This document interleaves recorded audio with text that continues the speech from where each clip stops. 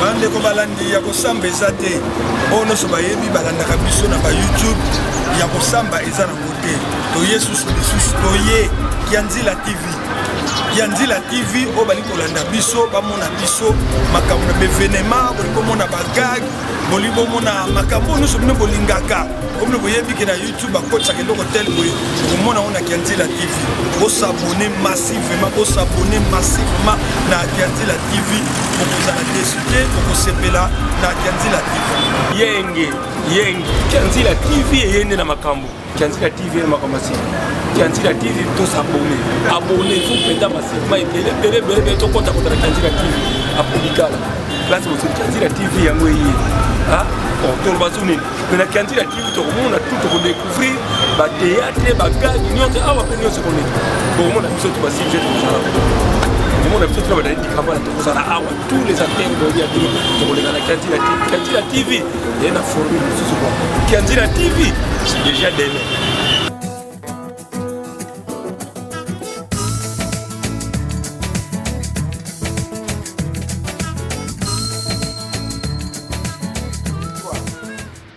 Nous à tous. Donc aujourd'hui sur Kianzila TV nous recevons encore une fois Mbuta Chikeba.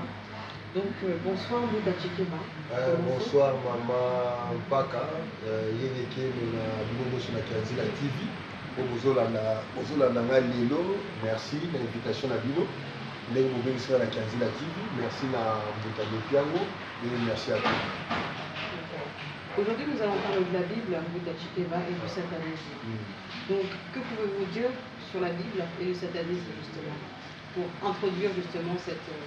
Bon, effectivement, ce botali ba vidéo dans mes bélés dans salle, je parlais de la Bible, dans le bassin Jésus, maman bébé. Alors, c'est bien encore, tout ça en 2019, pour te mettre un peu chlore dans le problème, maman, il y a Bible. Parce que dans le temps, certains Africains monsieur bazokanisa que destin na biso histoire na biso eza lié na Bible. Alors la Bible et le satanisme c'est vrai eza ya solo parce que d'abord comme Bible outi na grec ta Biblia et nous ba buku ebele c'est comme une bibliothèque. Alors eza lié na ba papyrus ba papier par rapport à Villa Biblos. Les appels liés dans l'histoire, il y a Égypte antique, le mot papyrus, donc papier.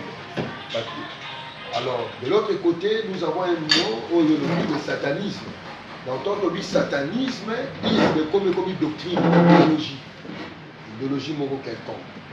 Alors, le mot Satan, c'est au Québec chrétien, on dit accusateur auprès d'un tribunal. Mais le mot Satan, en d'autres termes, il dit obstacle. On conseille à Roger Sebag, les secrets de l'Exode, il a fait quand même la révélation très importante. Le mot Satan est nous le obstacle, nous kakata.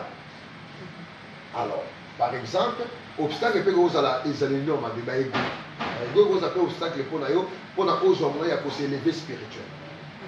Voilà. Je ne sais pas pour vous couper, mais justement, quand vous dites obstacle, pourtant pour tous les chrétiens, tous ceux qui sont croyants dans les livres révélés, la Bible n'est pas un obstacle, justement parce que c'est quelque chose que nous devons recevoir.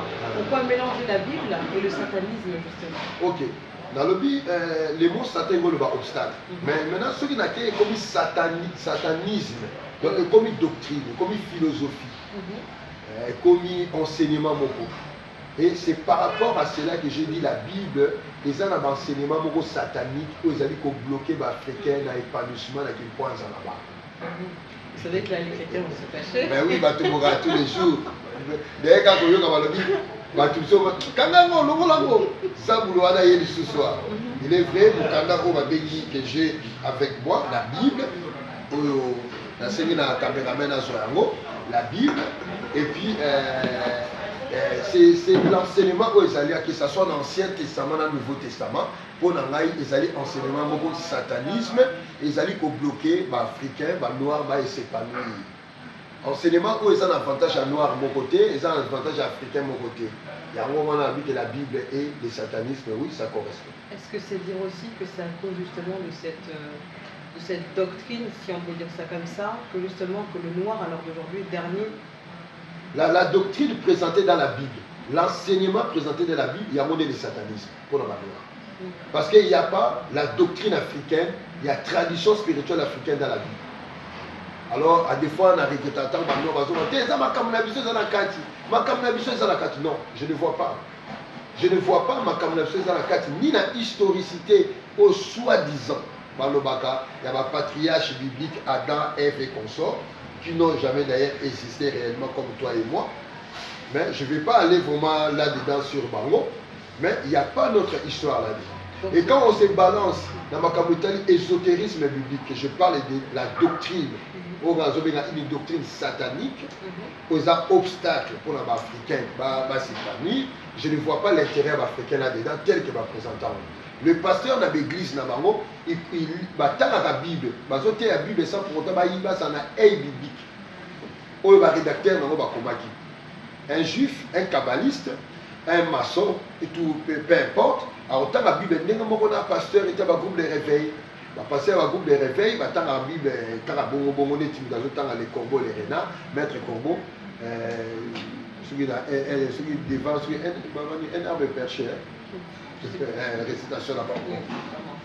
Et donc, par rapport à ça, justement, les pasteurs, vous répondre aussi qu'eux, ils sont partis à l'école de théologie par rapport à ça. Donc, est-ce que vous allez répondre par rapport à cette école de technologie où les pasteurs vont justement pour pouvoir donner la même connaissance justement aux banniers?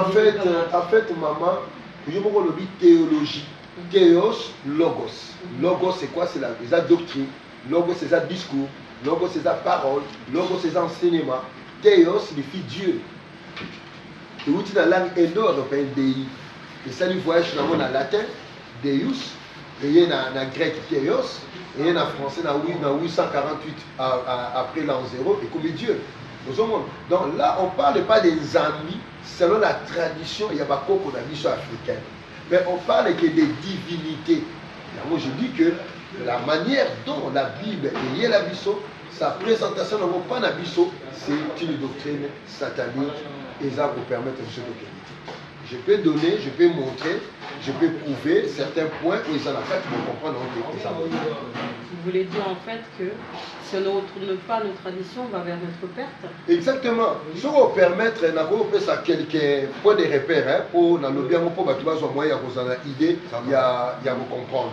Quelques points de repère, comme ça les gens pourront comprendre réellement où vous allez pour parler sur le satanisme. D'abord, est-ce que la Bible a commencé dans Adam? Si moi, on a Jésus, est-ce qu'on parle de notre histoire? Est-ce que le personnage bazar on a bazar il faut qu'on se pose cette question. Est-ce que quand on a vu ce mot Adam Zalakiwa? Nous, on s'appelle pas. Bon, est-ce que quand on a vu sur Abraham à Zalakiwa? Est-ce qu'on a un coco qui s'appelle Abraham? Moutounio soit on a akende na clan na yi, akende na louvila na yi, na famille na yi. A tout na so coco na un mot comme nom de famille zaki Abraham. Celui coco na un mot nom de famille zaki Adam. Celui coco na un mot nom de famille zaki Jacob. Celui coco na un mot nom de famille zaki Boaz. Tout coco na un mot nom de famille zaki Ruth. Exactement. Na buko on a simi exact. Adam koko nanga Adam ça raté. Ne plus des exemples koko nanga comme na Zita Simba. Musu comme na Chipolo. Musu comme na Chikeba, musu comme na Kinkela, Tuluka Kinkela. Musu comme na Yoko. Moko za kutumiko azana vivante. Oyoyo moi si akoko nanga Chikeba général, moi si Yoko Nzita. Est-ce que tu as la sikoyo? Ce qui combo wana ils ont lié à Jacob. Parce que Combo, ils ont désigné l'existence de Yabat. Nous avons existé dans 100 Combo. Mais pourtant, alors aujourd'hui, on a beaucoup de Sephora, on a beaucoup de. Mais oui, c'est exactement parce que. C'est exactement parce que l'Africain a subi la colonisation. Il y a un moment où Natacha Bakoma, Titi Bakoma, Fisto Bakoma, vous comprenez? Anastasie Bakoma, Alice Bakoma, dans le dictionnaire africain, dans le nomenclature, Bakomo wana ezala quitté. Il y a un prénom, c'est qu'il y a de l'influence sur les noms. Donc, tant que Natacha, par exemple, énergie métaphysique à comment Natacha, comme il a impacté dans comment on parle. Alors, est-ce que y a Komo wana Natacha? Tout ce que je sais, c'est que c'est un nom russe. Ah, c'est non riche. Et bon, ce comment on est le bazar, on a mis tout 50. Et comme on est fiasse la vie, il y a un moment où on a comme Freddy. Parce que je ne connais pas. Mes parents n'ont pas fait par sentiment. Ils ont dit que je ne sais pas. Ma mère est belle. Quand je suis belle, je suis belle. Je suis belle. Je suis belle. Je suis belle.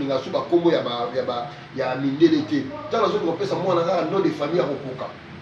Alors, moi, si je suis belle, je suis la king, je suis la boy. Je suis belle. Comment est-ce que je suis belle? Dans la Bible, les Africains ont deux aspects. Premier aspect, aspect historique. Quand on a vu sur Adam, Abraham, le père des nations. Quand on a Jacob, Jésus, d'ailleurs, quand on a commencé à Jésus, nous avons ce qui est l'Apocalypse, Apocalypse chapitre 1. Ils ont présenté ma Bible, nous avons tellement devant les 7 étoiles. Ce qui est l'Apocalypse, ma Bible, ma colonie, c'est la bronze. Mais est-ce que vous savez, bronze, c'est quoi? Tous les pasteurs, Jésus qui m'a même tous les noirs, oh Jésus qui m'a non. Bronze est lié à la planète Vénus. Métal est lié à la planète Vénus. Alors, mon Jésus a tellement devant les 7 étoiles, les 7 lampes de l'Apocalypse. A tellement la katikati, a le rôle à Moutou.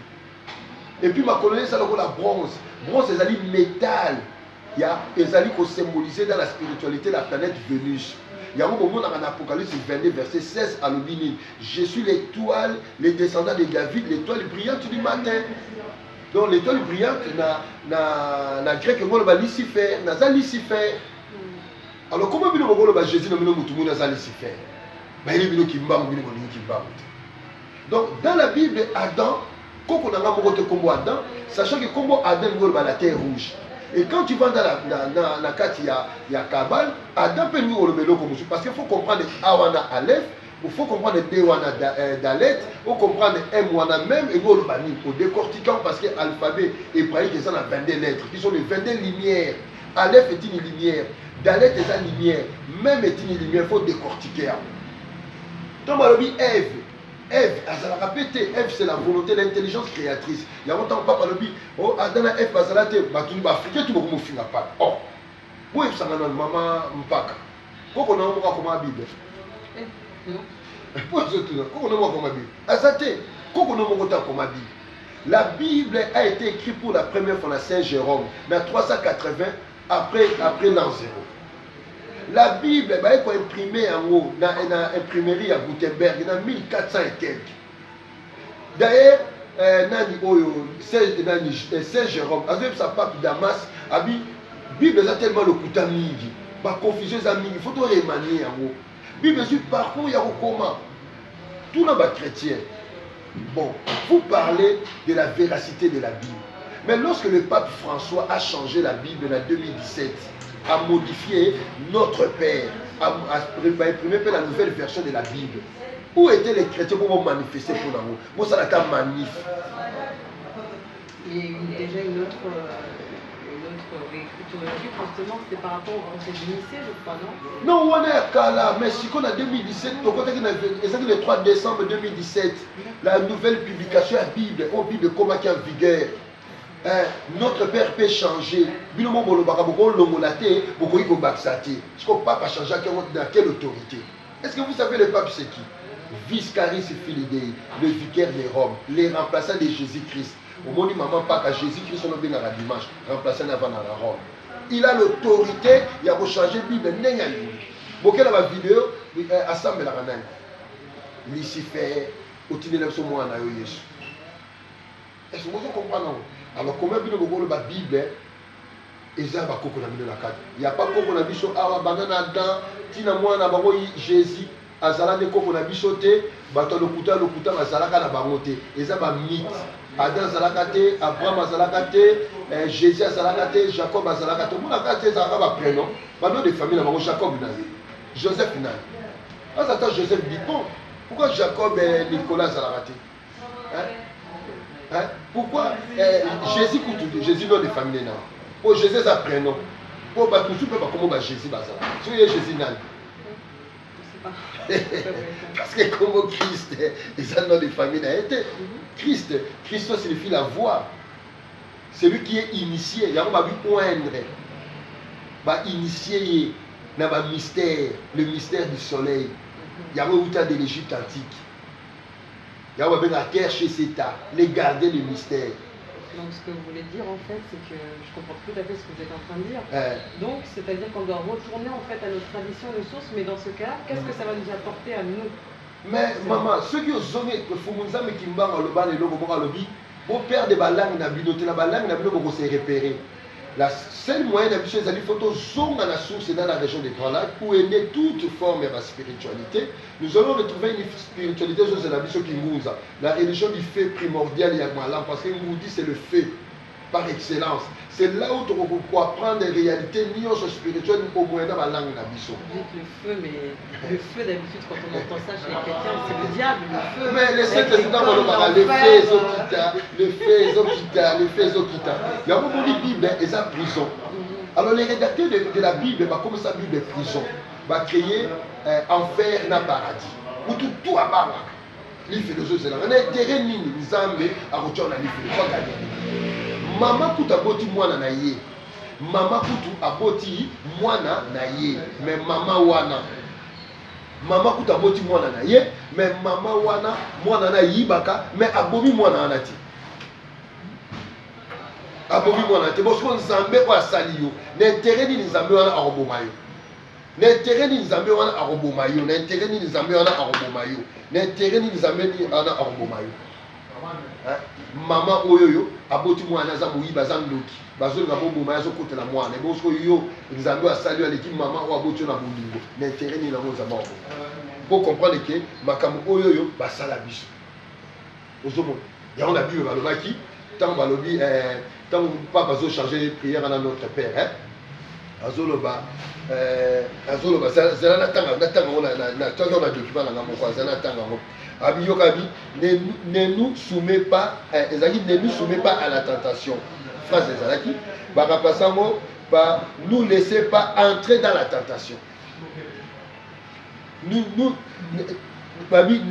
laissez pas entrer dans la tentation. Ne nous soumets pas à la tentation, parce que ne nous laissez pas entrer dans la tentation. Intérêt ni l'on tentation, tout le monde a communauté, et comme on va théâtre, donc tout la zamba ta vidéo va s'arriver à théâtre parce que moi il faut me couper un peu tout passe. Psychologiquement, donc un aspect historique, te démontrer à la Bible que quand on a mis sur mon côté salaki, il y a un mot battu batu mwindu bataka bana Israël na bomumbu il y a moto za ezalokuta soko yoki mutu wazo le belo bakoko na biso bataka ba esclavagisme bakosio. Tout le monde a pratiqué l'esclavagisme. Tu peux avoir matriarcat. Maman n'a jamais moins année d'esclavagisme. Mais il y a beaucoup de choses qui sont mabé. Maman n'a jamais mabé. Tu as maman déconation ba métier. Tu dis que la maman te linga ba moti lelo. A plus forte raison sur quoi. Et ça m'a ramené à l'écoute. Il n'y a pas eu un peuple d'Israël. Au biso d'Égypte antique tu tiens ba esclave. Avant et le connaît ça la pas la biso faut ça na combo. Pour le cas comme esclave na la. Exact. Quand tu commences d'abord, tu commences pantalon, est-ce que tu commences pantalon dans la langue mais pour ça qu'ils ont couture dans la biso et la belle tamara na climat aux hommes non zambala comme une robe donc pour vous comprendre pour nous comprendre que comment esclave et outil na slave tribu moko européen bazangatina awa et ça la langue na biso quand on a parlé que des prisonniers de guerre, bazuyo ba édiqué yo, pour bayeba ki Mahadi, la loi de l'univers, bakoboma mutute, koboma mutu ça crée des dégâts. Il y a osakalaté pour la société. Alors so ba pasali mabe ba édiqué bino na centre moso aussi si ba balisio moisi, ba péchoper moisi, ba péchoper musala. Mais là, vous parlez de paradis, là. Non, le paradis, c'était d'abord le paradis spirituel. Il y a un décret d'élévation pour y paradis.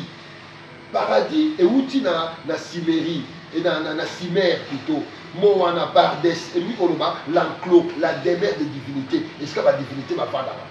Une divinité, ça va savant, va roi, va noble. Paradis, on va le battre dans ma patate. Non! Mais puis la fusée à au monde de l'Eurotin, au monde de l'Eurotin, paradis est un état d'élévation. Enfer, et lui, inferno, les lieux inférieurs. Et ça, état de chaos spirituel. Au Moutou, à Sana, il y a un enfer.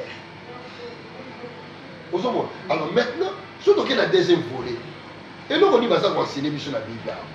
On va enseigner sur Satan. Bon, on dit Bible. Papa n'a pas comme Abraham. Abraham a bâti la Bible Jésus. A bâti la Bible Moïse.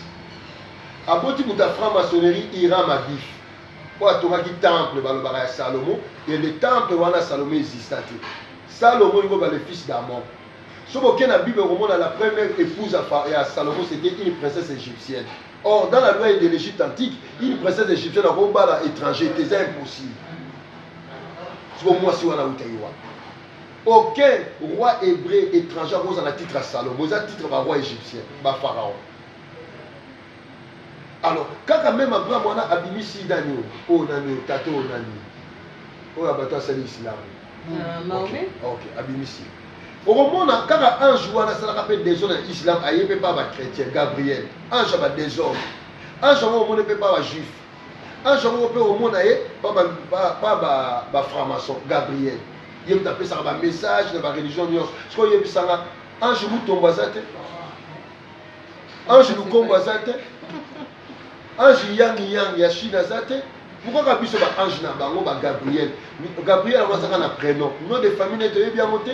Est-ce qu'il y a Gabriel Diponte, Gabriel Sarkozy, Gabriel Chirac, car Gabriel, tout les dit Makamouana. Alors, ce Bolandi, comme Abraham est le père des nations.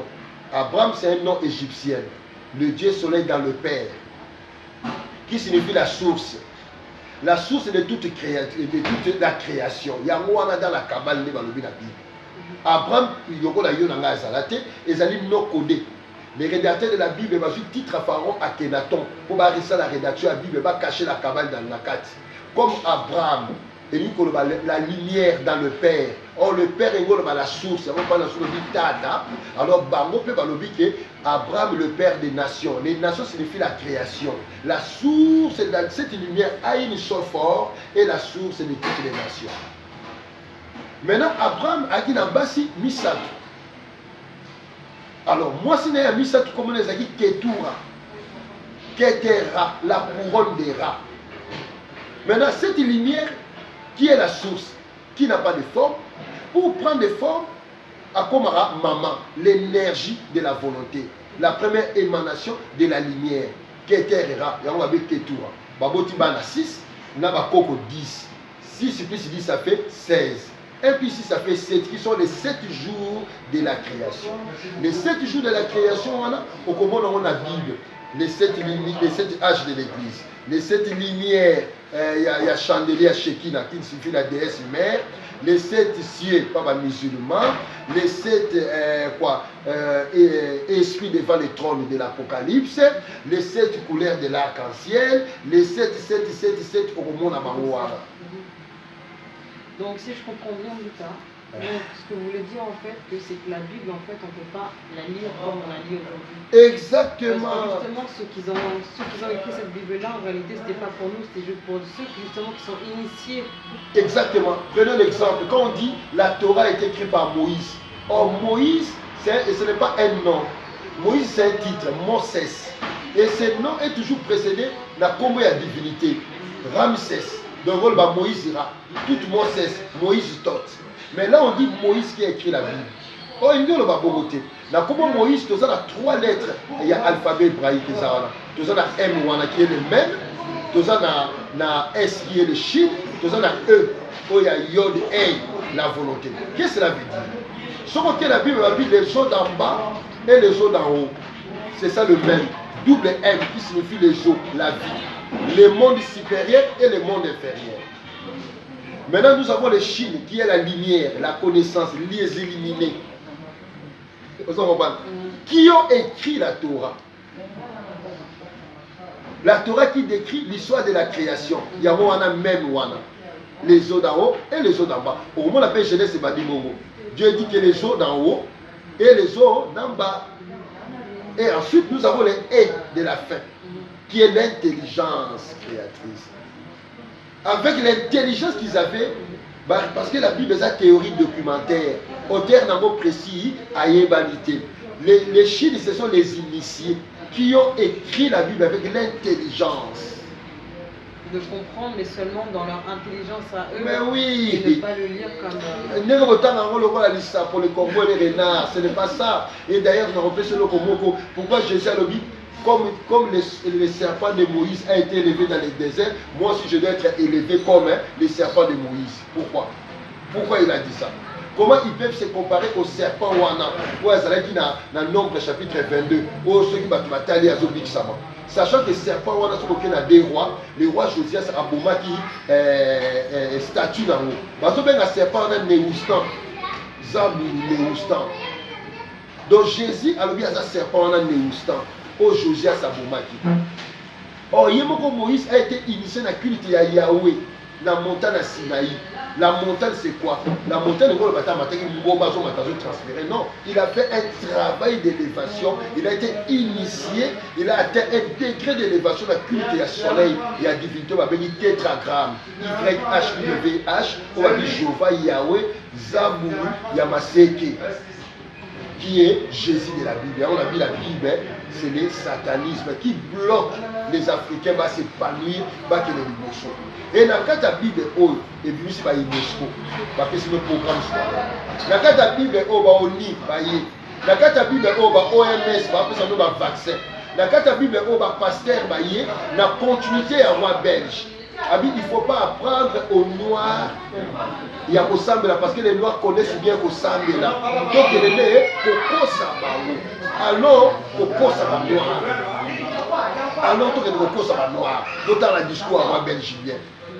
Alors, continuité là-bas. Quand c'est pas parce que la Moussamoutou, il y a Koufa et Lokuta. C'est le spiritisme. Le spiritisme, les amis. Les amis qu'on manipule l'entité inférieure. Il y a un passé à ça, il y a un miracle, il y a un peu ça, il y a un catcher. Il y a un dit où il fait la mission à réclamer. Il y a un peu ça, il y a un plan. Il y a un peu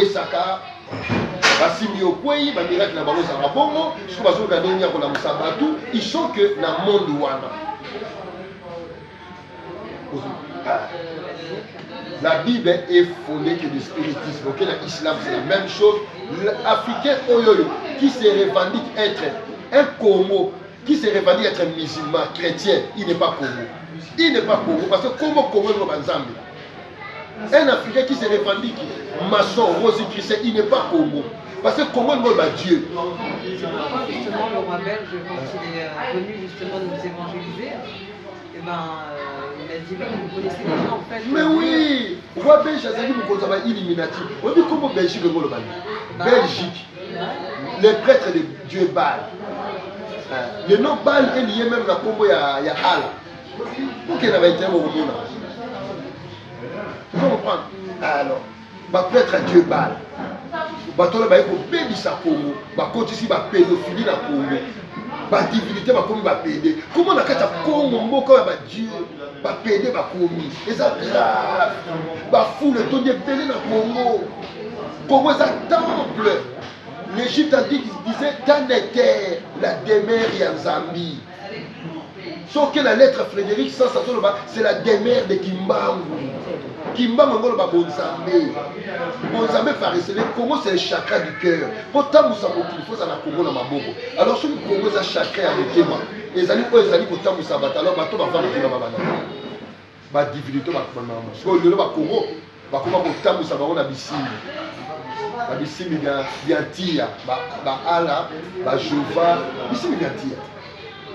Bisimbi bien tia ba tamu sa o simbi ngolo ba simba. Simbi ngolo ba eloko so permettre tel objectif. Simbi aza muta musala na yo.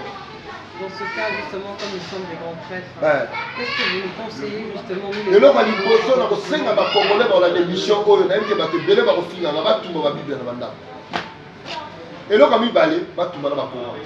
Et là, on a mis ça, on va le voir la franc-maçonnerie. Et là, on a dit que la banque a un coup. La banque a un coup faté, pour un coup faté. Si on a un vie, ça va être belé. Puis on a un coup qui va être un Kokou Fengo va entrer dans l'élévation. Ce qu'on va continuer sur la peur de mourir. Parce que lui, comme faire vie. Si on confie à vie, monsieur, ça va rater. C'est faux. Avant, ça va router à la mort. C'est vrai que j'ai déjà remarqué ça, surtout dans des documentaires. Mais oui. Dès qu'on commence à tirer, en fait, la population prend peur, directement la. Mais oui, bah noir comme tu vas pas. Oui, maman, on a côté dans le métro. Noir, moko, tu as des noirs. Noir, on a côté, Jésus revient bientôt. Mais il y a des noirs, on a des seki. Batali n'a pas seki. On a des sonnes. Comment il y a un thé à Bacolo Jésus? Est-ce que vous avez un métro dans le train de la Bible? Mais la Bible est bon, je dois livrer à mon nez noir à aujourd'hui. Jésus a zalaté, a zalakate, Kokode Abraham a zalaté, a zalakate, Bandegone Jacob, Barit, comme Boaz, les animaux de passe dans la franc-maçonnerie. Ce que vous voyez, El Shaddai, les animaux de passe dans 24e degré à franc-maçonnerie. Shaddai est outil na Shadou, Dieu de la montagne. Poser une question. Ah oui, maman. Parce que tout à l'heure, autour le bateau, tu m'as dit. Avant le bateau, que ce que ça me semble à terre, pour nous quand la vie, le second est retombé. Non, dans le bagi bogoté, dans le bagi boy maman, là on a très bien. Dans un programme il y a aliénation mentale, il faut que désaliéner bateau. Ngai na deux visions à terre la ramade. Dans autre ya bino désaliénation pour la relaxer bino ma bé à Bible. Et puis, ils ont proposé Bino Kingunza, où ils allaient chemin par excellence. Et du coup, maintenant, il y a un Sarabatou, si on a la Bible, on a démontré le Kouta na Yango. Le Kouta na Jésus a séquaté. Pour Moutakou vendredi na 15h, baké dimanche na Tongo, Bakouti à Zate na 5h, Azala qui wapi. Il y a le bac ça na 3 jours pour Batou, Babika. Et d'ailleurs, tout dans ma pasteur, Babina 1 Corinthiens chapitre 15. Ce qui Jésus a séquaté l'évangile des Anokouta, ce qu'on peut y ebisanga, Moutakou vendredi na 15h. Baké dimanche na 5h bakouti azate ce que maman yebisa azala ki wapi yala ba fa na lundi na 15h au jour de la semaine commence le dimanche azala ki wapi mais le pire encore na silikaka ba maman baké ko embaumer Jésus Marc chapitre 16 est-ce que vous montrez la tradition ni moi si à sokole be maman na mobala 33 ans est-ce que vous montrez bon baké ko embaumer ba kumbi. Donc il faut pas faire la tombe. Nous avons dit déjà pour la je ne sais pas. Alors comment vous les passez avec courage pour que les mipés, oh yes, ça c'est pris, avec le Big Sabino. Le malheur à comment va passer à sa côte na Kati. Ceux qui viennent encore prêcher cette Bible aux Africains, on va retarder le Big africain. Et d'ailleurs, nous voyons ça dans la Kianzila TV. 2021 approche. Mais ceux qui on continue la Bible, on continue à 500 ans de papa Diangé dans le Baka. Mindele bana projet ya babe na mosuki blom mesuki ni na mwana. Donc ba ko bimisa Jésus Nicolas na bakimba wa mindele, ba ko bimisa wo Nicolas et ko zonga biso susu. Nga déjà na salle époque na ngai. Soki bino ba kokite, ngai fumu kibanga ba Freddy opesa ki na yo zo na continue na la gloire na pemba kalunga na ke ko vanda. Ba masolo to le belaka bino okeba ko somba livre na pa mundele po mundela ko somba solo na biso na ba nepiango na ba tebula akokoma yango akopesa bino parti ndambu ako tekela bino na Fnac parce que bozala ki na biso mais bo comprendre kité bon wele la 2021 écoute la biso déjà ba Bible to tiki yango so ke na temple ya Dieu Bible au na Bible auquel la franc-maçonnerie ba prétaka na évangile Saint Jean au commencement était la parole. Au commencement étaient les vers. Dès qu'on a la franc-maçonnerie, Yakin na Boaz. Boaz, Koko ya David. Mobali ya Ruth. Mot de passe na franc-maçonnerie. Yep ça. Toubal Kayen. Koko ya Kayen. Mot de passe na franc-maçonnerie. Yep ça. Jésus sautait. Mot de passe na franc-maçonnerie à 33e degré. Jésus sautait. Jésus au lieu. Comment yep ça? En tout cas, merci beaucoup. Là, on a vu la Bible, c'est le satanisme. L'obstacle. Où est amis au Kama. Autant la suite du discours à roi belge bien, beaucoup comprendre. Botika Jésus, vous allez bien. Koukele yangoyo. Émission na bino yangoyo. Kasi bokoleka na plateau ya nebiango. Akoyamba bino mpuko ya kufungula bayendo miso. Bola musa bango, obayeba kibo bango. Oya kutala, oya koyoka, oya komona kimona meso. Kiele ekolobisa onini tozonga na nzela oyo tobungelaki oya kotala oya koyoka zasu na tango ya kolala te ekomi ntango biso mpo tolamuka moto moyindo tolamuka kiele elingi yo ozala ndenge nini futuka wana ya mpambo ya bidila kokiela ye mpo azongiso na nzela wana mpo ozonga na nzela ya bosolo na yo kokiele yango ye kokiele ye na tongo mpo elamusa yo kibo biso kokiele nde ekati makambo biso to Kukiele, votre émission de toujours. Kukiele.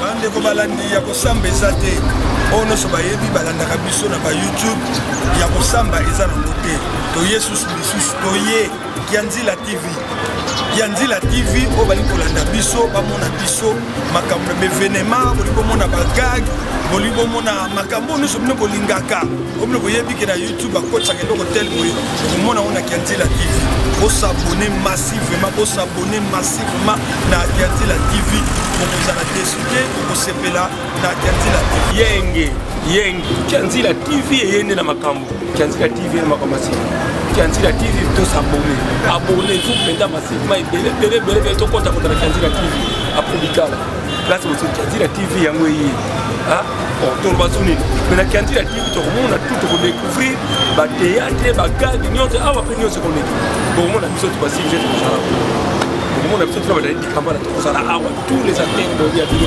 tokoleka na Kianzila TV eye na formule mosusu kwa Kianzila TV déjà demain bana ya bilaka, bana ya bakoko, bana ya bankulu, liso ya bakoko, liso ya nzambe, Kianzila TV, chaîne ya bana ya bilaka génération prophétique. Bo s'abonner mingi na YouTube na Facebook. Président pour la Kianzila TV ba président zali peuple nyonso. Bana ya bilaka nyonso bazali ba président. Mais muto azali ko gérer ma solo. Mbutane Mpiangu na ye moko vice-président Bobo Semlove. Bo s'abonner na YouTube bana bilaka nyonso bato baza na message prophétique ya kosikola mboka Afrika pe poso moindo. Bo s'abonner na Kianzila TV ingeta Kianzila TV bolanda boyoka elinkoloba chemin the way to fall our people. Kianzila TV yango nde penza prophétie pona bayindo ko réveiller bino ko zonga na conscience. Kianzila TV nde yango penda bana mboka bana yake sino ko bozana kata oyeba ngai naza mete maba na kata yake nikolo be kwate na tina simbi monopole ngai za wana bana mboka na bali Kianzila TV fait ekangi masolo mermete balalis tobali papa na ngai Kianzila TV suite fin potozela te toloba te Kianzila TV super bana mboka